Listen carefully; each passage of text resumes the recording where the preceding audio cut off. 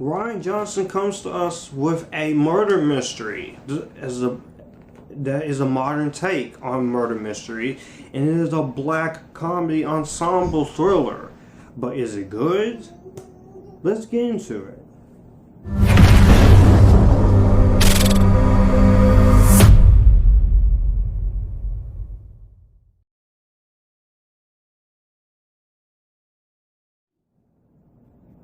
Hey guys, it's your boy Josh, aka the Future Filmmaker 3940 Reviews here, the Epictasticness himself, and I'm here to review Knives Out.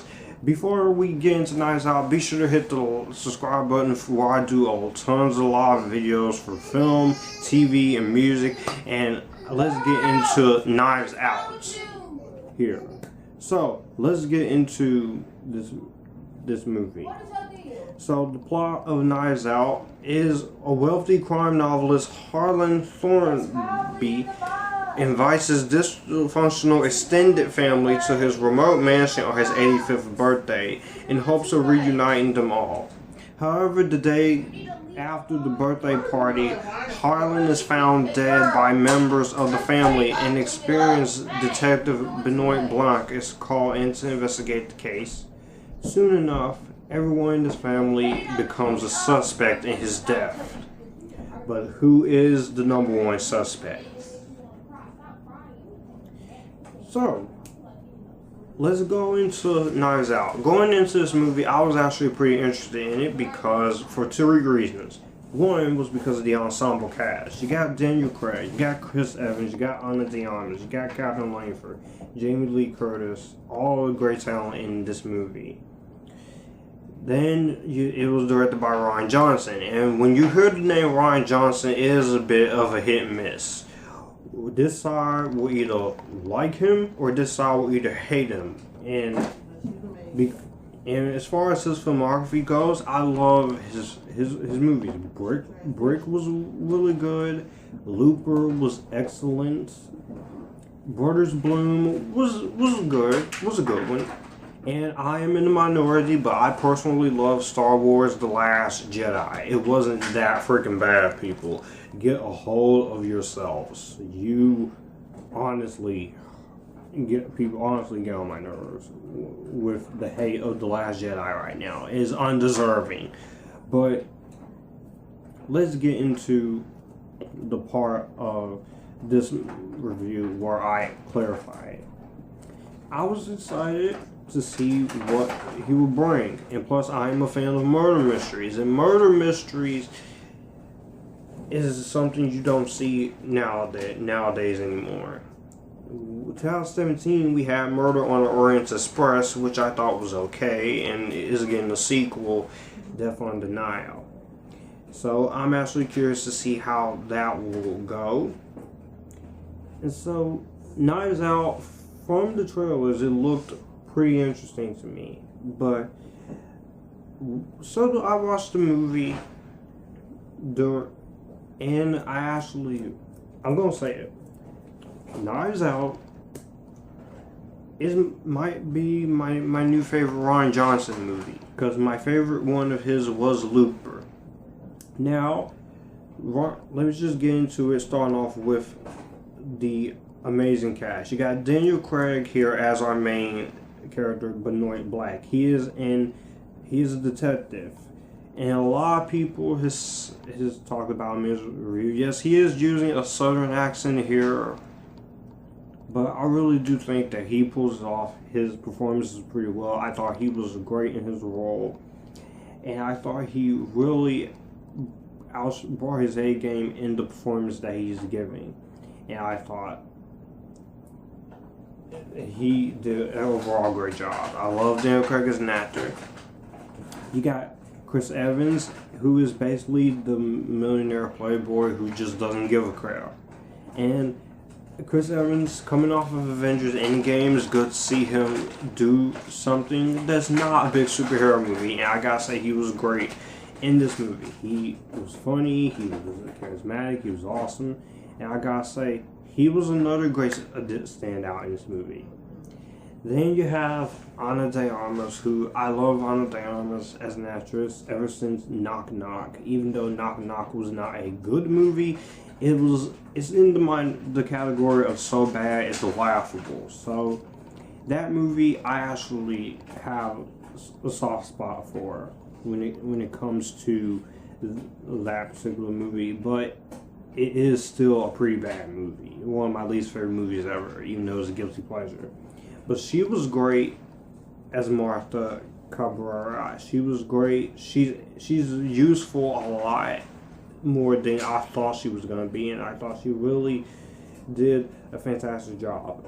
Even in Blade Runner 2049, she was absolutely astounding in that film. So it was great to see her get a lot more work, and I can't wait to see her in the new James Bond movie next year. The rest of the cast, Jamie Lee Curtis was absolutely great as Linda. She really had some great moments to her, and I thought she really brought it home. So she did a great job as well. Michael Shannon was also really great in the movie as his character. I thought he really brought his role to the table a lot as the youngest son and the husband of Donna, and he's the CEO of his publishing company. I thought Don Johnson was really great as Richard, who is a lawyer. I think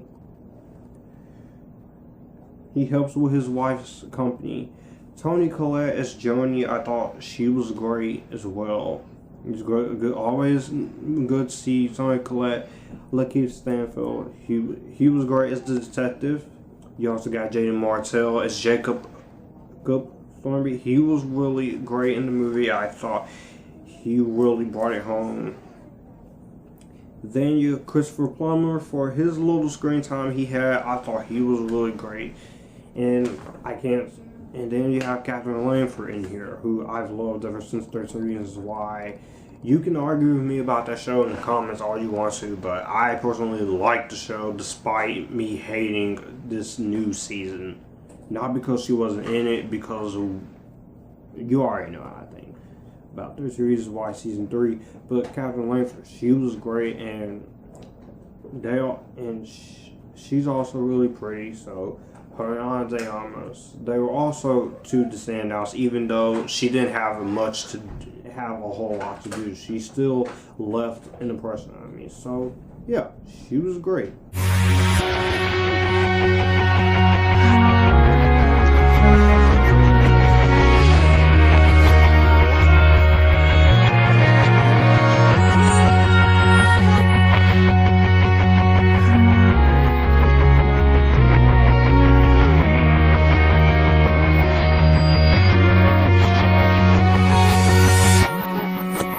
So the acting is really good in the movie. Rian Johnson does a great job at directing the film, and the script is well done, and there's a lot of heavy influences of classic mystery films and mystery comedies. But the biggest one that stood out to me was Murder by Death, Murder on the Orient Express, and Clue. Because this did feel like a modern day version of Clue. Not a complete retread, but it felt like watching Clue. And as far as the camera work and cinematography and the editing goes, I gotta say all that was really well done. I thought it was very excellent. I thought it was well executed. And I thought the film looked great. And there was a lot of moments of humor. The movie just keeps you guessing. You don't know who's gonna turn out to be the bad guy. So the movie did its job very well in the case of doing that. And the movie really had a sense of direction to it. Rian Johnson, you could tell he's a great director, even though a lot of people don't think so. You can tell that he had an impossible task to do in his hands, but he managed to pull it off with this ensemble, and they all work quite well with their performances. I literally have one only gripe here, and that is the fact that I feel like there was a point with a few characters that are there to be underdeveloped, but it didn't really hurt the movie. It was because this movie's still awesome in my personal opinion, and I really just think that the 2 hours and 10 minutes just flew by. It wasn't boring. It wasn't like I was ready to fall asleep because I was invested. I wanted to see who would be the one killing everyone who killed Christopher Plummer at the beginning, and the twists and turns and the surprises were also really fun. So all in all, Knives Out definitely lived up to my expectations. The acting was strong. Rian Johnson writes and directs this movie very well. I know this is a vague review, but I can't really go into spoilers about anything because you need to see this movie for yourself. If you're not a fan of Rian Johnson, at least give it a watch. One watch ain't gonna kill you guys, but all in all, Knives Out was a great film. I highly recommend it. This is definitely one of my favorites of the year, and I'm going to give it a Spider-Verse seal of approval. So, let me know what you guys think of Knives Out down below. Did you like it? Did you hate it? I'll see you guys in the next one. You guys keep cool, enjoying the Epictasticness.